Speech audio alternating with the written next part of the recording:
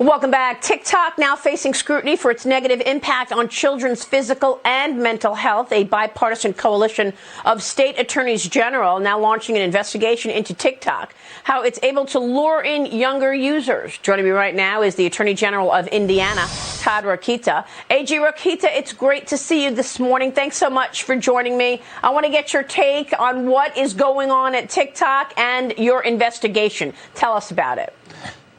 Yeah, thanks, Maria. Well, listen, we got to remember that TikTok now is the world's largest app. It eclipses Google, even though it's banned in countries like India, and it's restricted in its home country of China. It's still getting more hits than anything else, so it's taking a lot of our data. We don't know what it's doing with it. And then to our kids, we've opened up an investigation, so have other attorneys general, to look into the intent, right? So we all have Deceptive Consumer Sales Practices Acts in our states, and they basically protect consumers, us, from the bait and switch. You're saying your product does one thing, but it's really doing another. Well, we're going to find out whether or not the Chinese, and by definition, if you're a Chinese company, then the CCP is a part of it, is intentionally grooming our children, because 1/3 of TikTok users, Maria, are between 10 and 19 years old. If they're grooming our kids to get hooked on porn, drugs, alcohol, because the burner phones that we set up certainly indicate that they're trying to do that.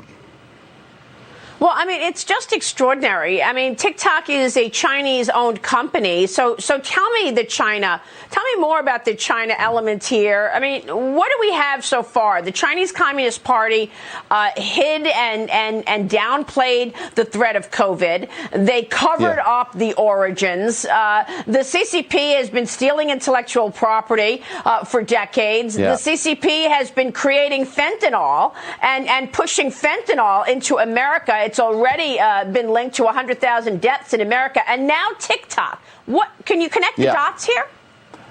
Yeah, well, it's a pattern of bad behavior. You and I were at the border where we basically saw the fentanyl coming through, and knowing that it was being made in China.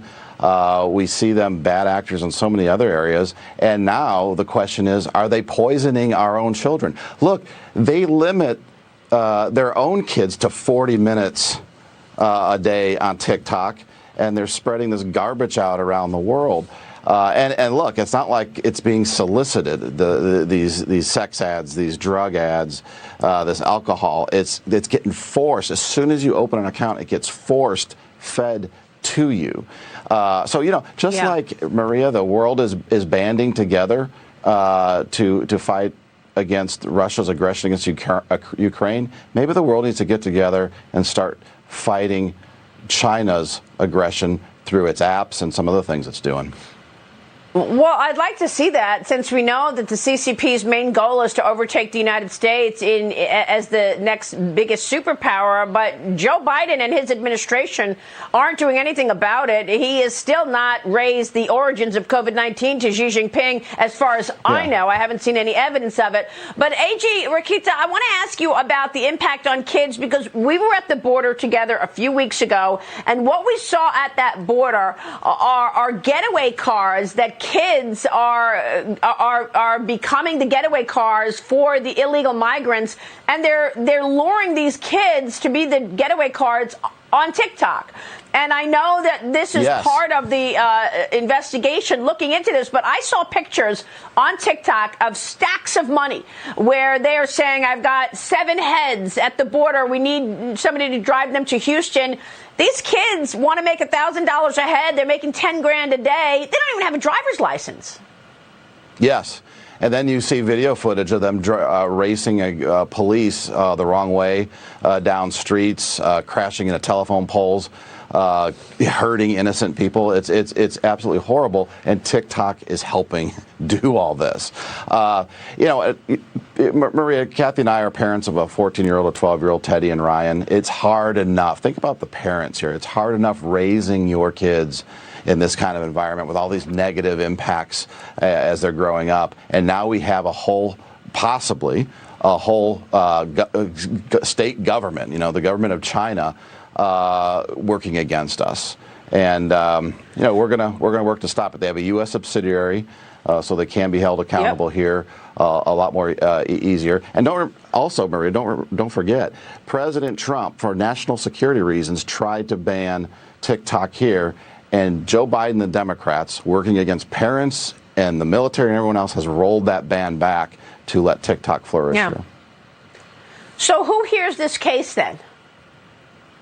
Well, it's an investigation. We're going to go where the facts take us. But based on some of the stuff we've seen so far, we see definite evidence of grooming children, possible intent to focus on children, and there will go into lawsuits. There's other states who have band together in different ways. So we're going to attack this from multiple angles, and you've seen us be successful in that approach before. Yes, we have. And AG, we'll be watching all of this. I had the opportunity to speak to many families and parents about the impact of social media. AG Todd Rokita, thanks for joining us. Don't forget to tune into my new special killer app.